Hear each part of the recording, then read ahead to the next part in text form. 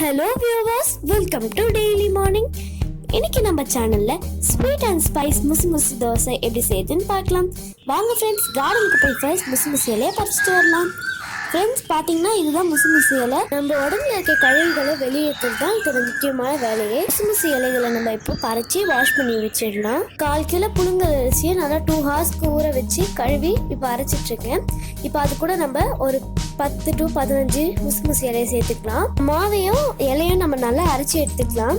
இந்த மாவு இலையும் நல்லா மசிஞ்சிடுச்சுன்னா நம்மளுக்கு வந்து லைட் கிரீன் கலர்ல மாவு இருக்கும். இப்போ நம்ம மாவு நல்லா அரைஞ்சிடுச்சு. இதை ஒரு பவுலுக்கு டிரான்ஸ்ஃபர் பண்ணிடலாம். இதில் தேவையான அளவுக்கு உப்பு சேர்த்துக்கலாம். இந்த மாவு வச்சு இப்போ ஸ்பைஸ் தோசை எப்படி செய்யறதுன்னு பார்க்கலாம். ஸ்டவ்வை பற்ற வச்சுட்டு அதில் ஒரு பாத்திரத்தில் 1 டேபிள் ஸ்பூனுக்கு எண்ணெய் சேர்த்துக்கலாம். அது கூட 1 ஸ்பூன் மிளகு, 1 ஸ்பூன் சீரகம், 3 பல் பூண்டு சேர்த்துக்கலாம். இதை வந்து நல்லா வாசனை வர வரைக்கும் நல்லா ரோஸ்ட் பண்ணிக்கலாம். நம்ம ரோஸ்ட் பண்ணி வச்சிருக்க இந்த பொருள்லாம் ஒரு மிக்ஸி ஜாரில் அரைச்சி இந்த மாவில் சேர்த்துக்கலாம். இப்போ நம்ம ஒரு ஆனியனுடைய ஃப்ரண்ட் போர்ஷனை கட் பண்ணி எடுத்துக்கிட்டு ஆயிலில் டிப் பண்ணி அந்த பேனில் போட்டுக்கலாம். நம்மளுடைய ஸ்பைஸ் முசு தோசை பார்த்தீங்கன்னா நல்லா க்ரீனிஷாக இருக்கும். ஃபர்ஸ்ட் 5 மினிட்ஸ் பேனை நல்லா ஹை ஃப்ளேமில் வச்சுக்கலாம். மீடியம் ஃப்ளேமில் இந்த தோசை குக் பண்ணிடலாம்.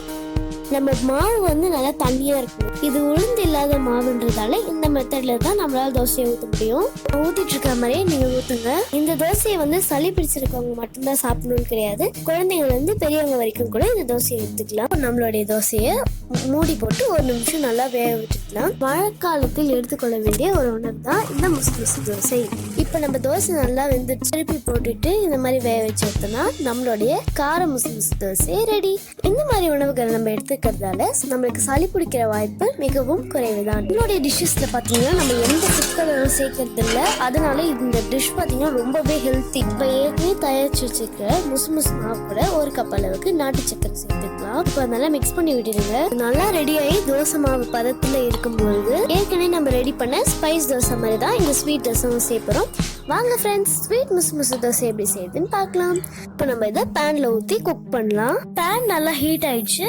இப்போ நம்ம ஸ்வீட் தோசை ரெடி பண்ணலாம். ஃபர்ஸ்ட் செஞ்ச தோசை மாதிரி இந்த தோசையை குக் பண்ணி எடுத்துக்கலாம். ஆரோக்கியம் மெயின் பண்றதுக்கு இந்த மாதிரி உணவுகளை நம்ம எடுத்துக்கலாம்.